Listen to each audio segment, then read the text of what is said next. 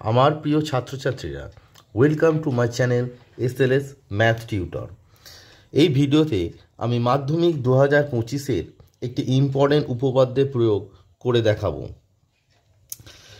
বলছে সমকোণী ত্রিভুজ ABC এর কোণ A সমকোণ, অতিভুজ BC এর ওপর AD লম্ব হলে প্রমাণ করো যে ত্রিভুজ ABC বাই ত্রিভুজ ACD equals to BC square by AC square.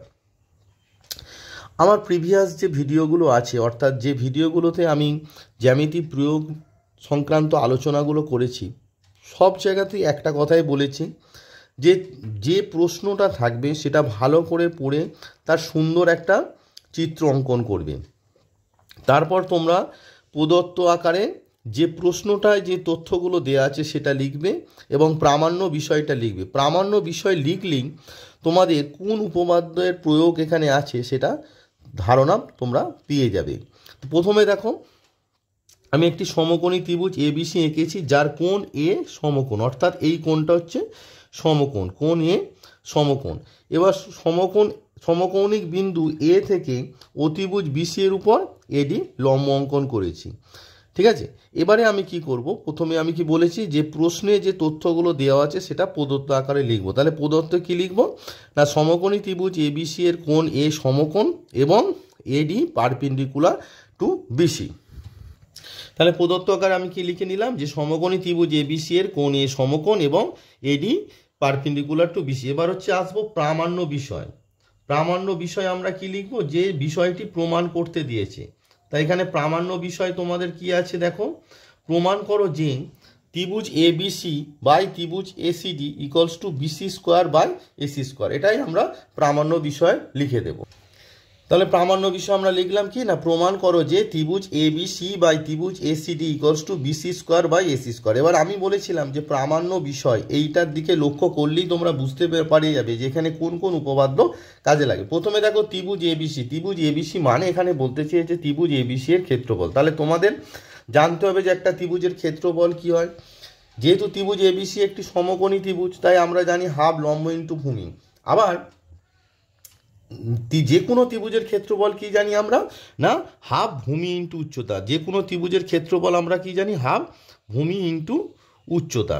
এবারে লক্ষ্য করে দেখো এখানে যে প্রশ্নটা আছে, প্রশ্নটা যাচ্ছে দেখো ত্রিভুজ ABC তার যে ক্ষেত্রফল সেখানে দেখো BCটা থাকতে হবে, কিন্তু BCটা এখানে কি ত্রিভুজ ABC এর অতিভুজ। তাহলে হাফ লম্ব ইন্টু ভূমি অর্থাৎ সমকোণী ত্রিভুজের যে সূত্রটা আছে সেটা এখানে প্রয়োগ করলে হবে না।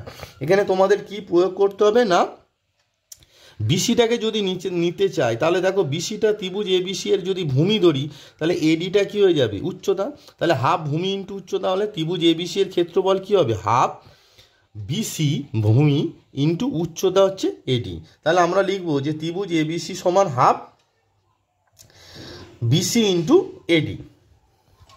ত্রিভুজ ABC অর্থাৎ ত্রিভুজ ABC এর ক্ষেত্রফল equals to half into BC। BCটা কি না, BCটা হচ্ছে তোমার ভূমি ইন্টু উচ্চতা, উচ্চতাটা কি AD। ব্র্যাকেটে তোমরা পারলে সূত্রটা লিখে দেবে, সিন্স ত্রিভুজের ক্ষেত্রফলের যে সূত্রটা আছে সেটা লিখে দেবে যে সিন ত্রিভুজের ক্ষেত্রফল।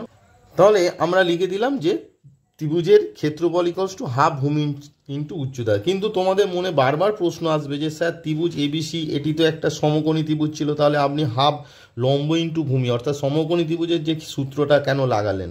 এখানে প্রয়োগ সমকোণী ত্রিভুজ ABC এর যে সূত্রটা আছে সেটা যদি আমরা প্রয়োগ করি তাহলে কি হবে না, হাফ BC ইন্টু AD এটা আসবে না, কারণ সেক্ষেত্রে কী হয়ে যাবে, হাফ লম্ব ইন্টু ভূমি, তার মানে লম্বটা কী হয়ে যাবে AB আর ভূমিটা কী হয়ে যাবে AC।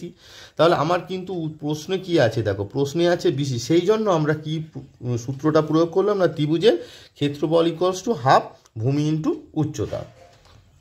এবারে দেখো ত্রিভুজ ACD, দেখো ত্রিভুজ ACD এটি একটি সমকোণী ত্রিভুজ, এর উচ্চতা কিন্তু তুমি যদি বলো যে স্যার ACটাকে এখানে প্রয়োগ করো, না ACটাকে অতিভুজ এখানে প্রয়োগ করা যাবে না, কারণ ACর উপর শীর্ষ D থেকে যে উচ্চতা সেটা কিন্তু এখানে দেওয়া নেই।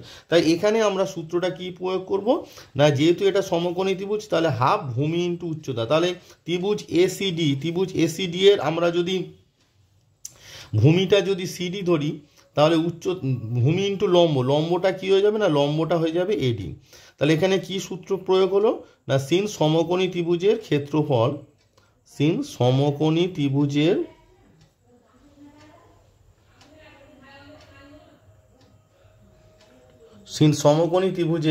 এবারে দেখো প্রথমে যে এটা মানে ত্রিভুজ এবিসির যে সূত্রটা এসেছে সেটাকে যদি 1 নম্বর, আর দ্বিতীয় ত্রিভুজ এসিডি এর যে সূত্রটা এসেছে সেটাকে যদি আমরা 2 নম্বর দাগ দিই, তাহলে দেখো তোমাদের কি আছে এবিসি বাই এসিডি, তাহলে কি করতে হবে এখানে বোঝা যাচ্ছে যে কি না 1 নম্বর ভাগ 2 নম্বর করতে হবে। তাহলে 1 নম্বর ভাগ 2 নম্বর করে পাই, 1 নম্বর ভাগ 2 নম্বর করে পাই।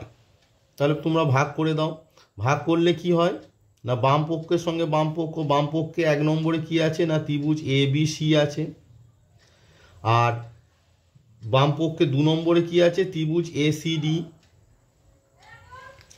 ইকুয়ালস টু দেখো তাহলে ডান পক্ষে কি আছে হাফ হাফ কেটে যাচ্ছে আর এডি এডি কেটে যাচ্ছে, তাহলে ডান পক্ষে 1 নম্বরে পড়ে থাকছে বিসি আর 2 নম্বরে পড়ে থাকছে তোমার সিডি। এবারে এটাকে আমরা 3 নম্বর দিলাম। এবার লক্ষ্য করে দেখো যে যে প্রমাণটা আছে সেখানে কি আছে বিসিটা পেয়ে গেছি, কিন্তু প্রমাণে সিডি তো নেই, আছে এসি। তাহলে আমাকে কি করতে হবে সিডির মান বের করতে হবে। এবার লক্ষ্য করে দেখো যে ত্রিভুজ এবিসি এর সমকৌণিক বিন্দু এ থেকে অতিভুজ বিসি এর উপর এডি লম্ব, অতএব ত্রিভুজ এবিসি এবং ত্রিভুজ এসিডি, এই যে ত্রিভুজ এবিসি এবং ত্রিভুজ এসিডি পরস্পর কি হবে সদিশ। সমকোণী ত্রিভুজ এবিসি এর সমকৌণিক বিন্দু এ থেকে, তাহলে কি পেলাম না সমকোণী ত্রিভুজ এবিসি এর সমকৌণিক বিন্দু এ থেকে অতিভুজ বিসি এর উপর এডি লম্ব, অতএব কি হবে বলো, অতএব ত্রিভুজ এবিসি ও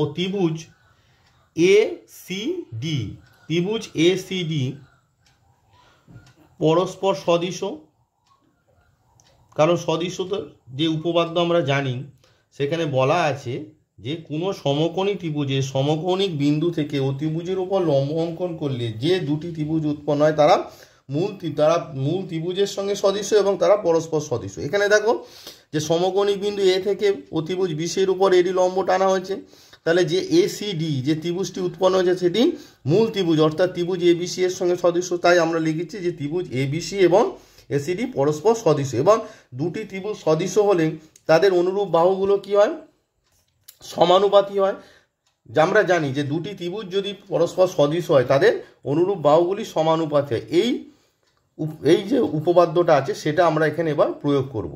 এবারে দেখো যে আমাদের যে লক্ষ্যটা কি আছে, আমাদের বের করতে হবে না সিডি। এবার লক্ষ্য করে দেখো যে ত্রিভুজ এবিসি এর বিসিটা কি অ্যাকচুয়ালি, ত্রিভুজ এবিসি এর বিসিটা কি, ত্রিভুজ এবিসি এর বিসিটা হচ্ছে অতিভুজ। তাহলে ত্রিভুজ এবিসি এর বিসি যদি অতিভুজ হয় তাহলে ত্রিভুজ এসিডি এর অতিভুজ কি আছে এসি, তাহলে আমরা কি লিখে দিলাম বিসি বাই এসি। এবারে লক্ষ্য করো যে ত্রিভুজ এবিসি এর এসিটা কি আছে, কারণ আমাকে দুটো বাহু পড়ে আছে এসি আর এবি, কিন্তু আমাদের যে প্রশ্ন আছে সেখানে এবি নেই এসি আছে। তাই আমি এবার লক্ষ্য করব ত্রিভুজ এবিসি এর এসিটা কি ভূমি, তাহলে আমি লিখলাম এসি ভূমি। তাহলে ত্রিভুজ এসিডি এর ভূমি কি হবে, ত্রিভুজ এসিডি এর ভূমি কি আছে না সিডি আছে। দেয়ারফর আমি কি পেলাম, দেয়ারফর আমি এখান থেকে সিডির মান পেয়ে গেলাম। সিডি সমান কি দেখো এসি স্কোয়ার বাই বিসি, আমি কি পেয়ে গেলাম CD equals to AC square by BC. এবার 3 নম্বরে তোমরা সিডির মানটা বসিয়ে দাও, তাহলে 3 নম্বর থেকে পাই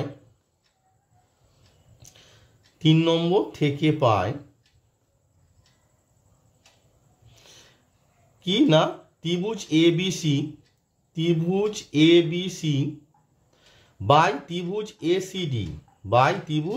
এসিডি ইকুয়ালস টু দেখো বিসি বাই সিডি। সিডির মান কি আছে না সিডির মান তোমার আছে AC square by BC, which is equals to দেখো এই বিসিটা তাহলে উপরে উঠে যাবে, উঠে গিয়ে কি হবে না যে লব আছে লব বিসির সঙ্গে গুণ হয়ে যাবে, তাহলে বিসি ইন্টু বিসি করলে কি যাচ্ছে না BC square by AC square. তো এটাই আমাদের প্রমাণ ছিল। দেখো যে ত্রিভুজ এবিসি বাই ত্রিভুজ ACD equals to BC square by AC square, তাহলে আমাদের প্রমাণটা হয়ে গেল প্রুভড।